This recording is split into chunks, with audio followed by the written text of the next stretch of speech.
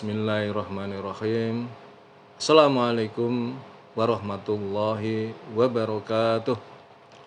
Alhamdulillah. Alhamdulillahirabbil alamin. Wassalatu wassalamu asrofil anbiya wal mursalin Sayyidina Muhammadin wa ala alihi wa sahbihi ajma'in. Rabbi israh li sadri wa yassir li amri wahlul 'uqdatam min lisani yafqahu qawli. Halo teman-teman sekalian, apa kabar? Alhamdulillah. Kita berjumpa lagi di dunia maya dalam keadaan sehat walafiat. Dan oleh karena itu, mari kita selalu bersyukur kepada Allah Subhanahu wa taala atas segala karunia yang telah diberikan kepada kita yang sedemikian banyak dan mustahil kita bisa menghitungnya. Di antaranya adalah karunia kesehatan, karunia kesempatan, karunia umur panjang yang barokah, dan tentu karunia yang paling agung adalah karunia iman dan Islam. Karena dengan keduanya itulah kita akan selamat fid dunya wal akhirah. Selanjutnya kita mari bersolawat kepada baginda Rasulullah. Allahumma sholli ala Sayyidina Muhammad wa ala ali Sayyidina Muhammad.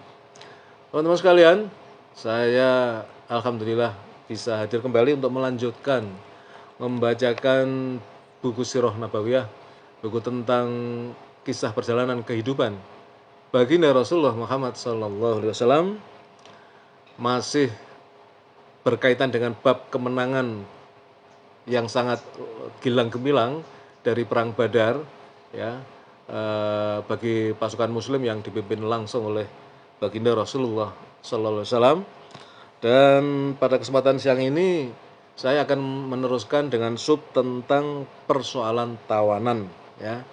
Jadi dari hasil kemenangan perang Badar itu, selain memperoleh ghanimah, ya, jadi harta rampasan perang, pasukan Muslim juga berhasil menawan sejumlah pasukan musuh, ya, kaum musyrik Mekah, ya, yang ditawan, yang tertawan. Nah, ini sekarang akan saya lanjutkan tentang persoalan tawanan. Tatkala Rasulullah SAW sudah sampai di Madinah, beliau meminta pendapat kepada para sahabatnya mengenai urusan tawanan. Abu Bakar berkata, "Wahai Rasulullah, mereka ini adalah anak-anak paman, keluarga dan saudara-saudara kita. Aku berpendapat kita mengambil tebusan saja dari mereka. Dengan harta yang kita dapatkan itu bisa menjadi kekuatan bagi kita melawan orang-orang kafir, dan semoga saja Allah memberikan hidayah kepada mereka sehingga mereka kelak menjadi penolong kita." Rasulullah SAW bertanya kepada Umar, "Apa pendapatmu, wahai Umar?" Umar menjawab, "Menurutku, demi Allah, aku tidak sependapat dengan Abu Bakar. Akan tetapi aku berpendapat, engkau serahkan kepadaku si Fulan," seorang sahabat Umar, "untuk memenggal lehernya." Oh, sangar memang, ya. Umar bin Khattab ini memang sangar, ya, dengan backgroundnya, ya, yang memang, ya, pokoknya jagoan lah gitu, ya. Dia jagoan, beliau itu jago berantem, ya. Serahkan kepada Ali Uqail bin Abi Thalib untuk memenggal lehernya. Serahkan kepada Hamzah si Fulan, saudaranya, untuk memenggal lehernya. Sehingga Allah mengetahui bahwa di hati kita perasaan lunak kepada orang-orang musyrik. Sehingga Allah mengetahui bahwa di hati kita perasaan lunak kepada orang musyrik, dan mereka itu adalah para kesatria, para pemimpin dan tokoh mereka. Ya, maksudnya itu, ya, ada ketegasan, ya, terhadap kaum musyrik, maksudnya si Umar ini. Kemudian Umar melanjutkan berkata, "Rasulullah lebih condong kepada pendapat Abu Bakar dan tidak cenderung terhadap pendapatku." Maka tebusan pun diambil dari para tawanan.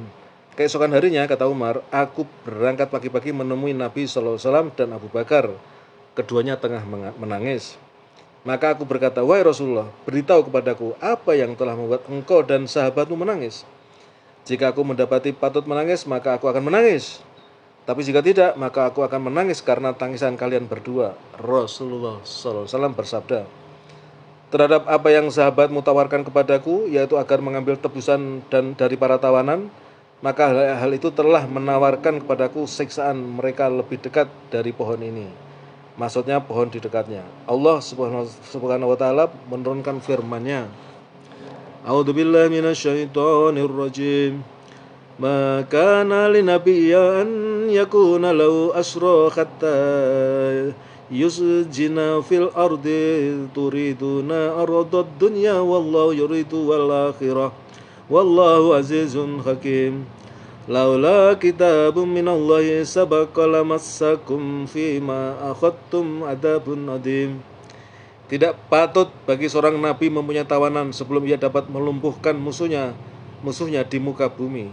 Kamu menghendaki harta benda duniawiyah, sedang Allah menghendaki pahala akhirat untukmu. Dan Allah Maha Perkasa lagi Maha Bijaksana. Kalau sekiranya tidak ada ketetapan yang telah terdahulu dari Allah, niscaya kamu ditimpa siksaan yang besar karena tebusan yang kamu ambil. Surat Al-Anfal ayat 67-68. Ada riwayat yang mengatakan bahwa ketetapan terdahulu dari Allah yang dimaksud adalah firman-Nya, hatta idza askhantumuhum fasuddu wasaqu fa imma manna ba'du wa imma fidaan hatta tad'al kharbu aw zaroha. Sehingga apabila kamu telah mengalahkan mereka, maka tawanlah mereka.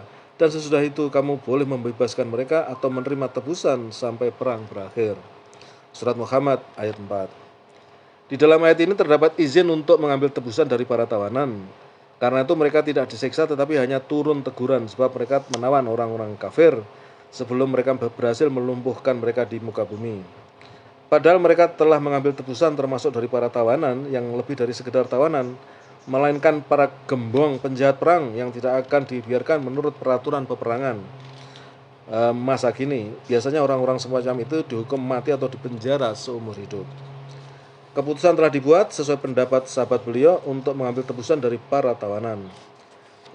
Nilai tebusan tersebut mulai dari 4.000 dirham sampai 3.000 dirham. Tetapi ada juga yang cuma 1.000 dirham. Adapun para tawanan yang tidak mampu membayar tebusan, maka sebagai gantinya adalah masing-masing mereka mengajarkan baca tulis kepada 10 orang anak-anak Madinah. Sebab umumnya orang-orang Mekah bisa baca tulis, sedangkan orang-orang di Madinah kebanyakan tidak bisa baca tulis.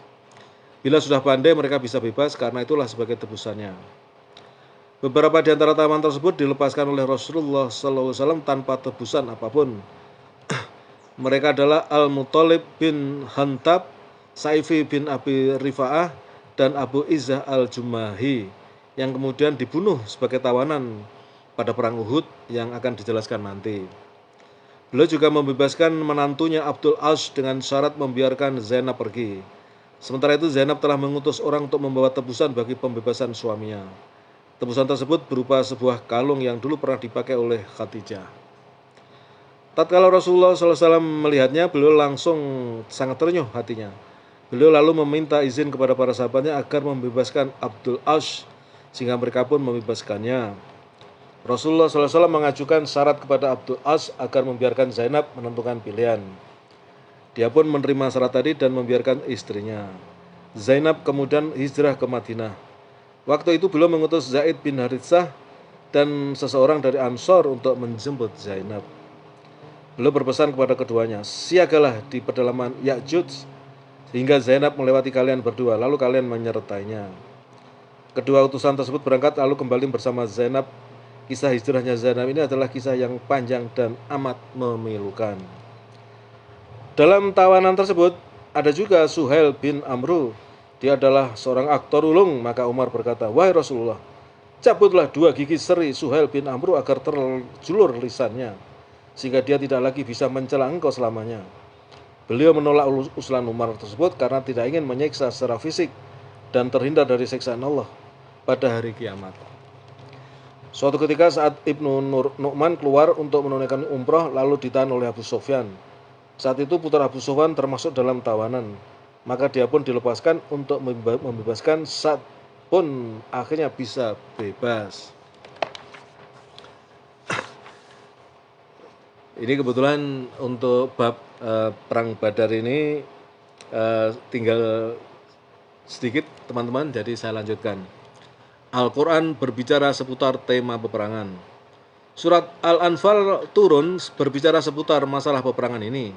Surat ini merupakan penjelasan atau ta'liq ilahiyah. Seandainya ungkapan ini dibenarkan sehubungan dengan peperangan tersebut, ta'liq ini amat berbeda dibandingkan dengan komentar-komentar yang biasanya diucapkan oleh para raja dan para panglima setelah meraih kemenangan. Sesungguhnya Allah Subhanahu wa taala pertama kali mengalihkan pandangan kaum muslim kepada kelemahan-kelemahan di samping memuji akhlak baik yang masih terdapat dalam diri mereka, yang sebagainya muncul dari mereka, agar mereka berupaya terus menyempurnakan jiwa tersebut, jiwa mereka, dan menyucikan melalui pujian-pujian tersebut. Selanjutnya Allah Subhanahu wa taala memuji akan adanya dukungan dan pertolongannya secara gaib kepada kaum muslimin dalam kemenangan tersebut. Hal demikian disebutkan agar mereka tidak terkecoh dengan keberanian dan kepahlawanan mereka yang akan menyusupkan ke dalam jiwa mereka kesombongan dan kecongkaan, supaya mereka bertawakal hanya kepada Allah, menaati Allah dan Rasul-Nya. Lalu Allah Subhanahu wa taala menjelaskan kepada mereka maksud dan tujuan mulia yang Rasulullah SAW telah menggelurakannya kepada mereka agar terjun ke medan pertempuran yang berdarah-darah dan mengerikan itu. Juga menunjukkan kepada mereka sifat-sifat dan akhlak yang menjadi sebab tercapainya kemenangan dalam pertempuran.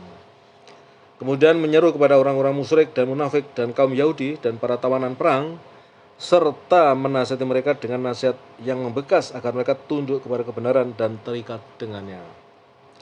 Setelah itu menyeru orang-orang muslim berkaitan dengan topik ghanimah, merumuskan bagi mereka prinsip-prinsip dan dasar-dasar pengaturan persoalan tersebut.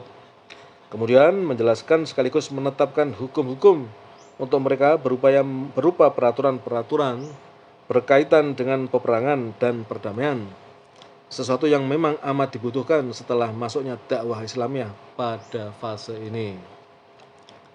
Sehingga peperangan-peperangan yang dilakukan oleh kaum muslim mempunyai keistimewaan tersendiri dibandingkan dengan peperangan-peperangan jahiliyah, di mana kaum muslim unggul dalam akhlak, norma-norma, dan contoh teladan. Hal ini menegaskan kepada dunia bahwa sesungguhnya Islam bukan sebatas sudut pandang hidup tertentu saja, akan tetapi juga mendidik pemeluknya secara praktis atas dasar-dasar dan prinsip-prinsip yang Islam sendiri menyerukannya. Selanjutnya Allah Subhanahu wa taala menetapkan poin-poin dari perundang-undangan Daulah Islamiyah atau negara Islam yang menegaskan terdapat perbedaan antara orang-orang yang berdiam di dalam batas-batas negara Islam dengan orang-orang yang bertempat tinggal di luar batas wilayahnya.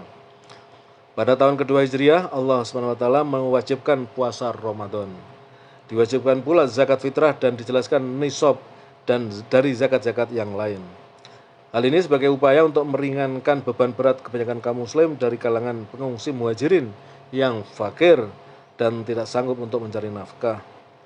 Merupakan suasana yang indah dan suatu keberuntungan bahwa hari raya atau Id yang dirayakan oleh kaum muslim dalam hidup mereka adalah Idul Fitri yang jatuh bulan Syawal tahun kedua Hijriah usai kemenangan besar dalam perang Badar. Alangkah indahnya hari raya nan bahagia ini yang Allah Subhanahu wa taala anugerahkan menjadi mahkota bagi kemenangan dan kemuliaan. Alangkah indahnya pemandangan sholat tersebut yang mereka lakukan setelah keluar dari rumah-rumah mereka sambil meneriakkan takbir, kalimat tauhid dan tahmid. Hati mereka bergetar penuh kerinduan kepada Allah dan hasrat meraih rahmat Allah dan ridhonya setelah mereka dianugerahi dengan berbagai kenikmatan dan diberikan pertolongan Allah Subhanahu wa taala yang kemudian dalam firman-Nya, wadhkuru id antum qalilun mustad'afuna fil ardi takhafuna an yatakhattafakumun nas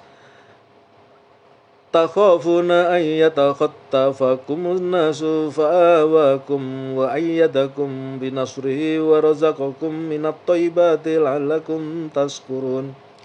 Dan ingatlah wahai para muhajirin, ketika kamu masih berjumlah sedikit lagi tertindas di muka bumi Mekah, kamu takut orang-orang Mekah akan menculik kamu, maka Allah memberi kamu tempat menetap Madinah dan dijadikannya kamu kuat dengan pertolongannya dan diberinya kamu rezeki dari yang baik-baik agar kamu bersyukur. Surat Al-Anfal ayat 26. Demikian teman-teman, selesai untuk bab perang Badar ini ya. Jadi nanti selanjutnya masuk bab baru ya, aktivitas militer antara perang Badar dan perang Uhud ya.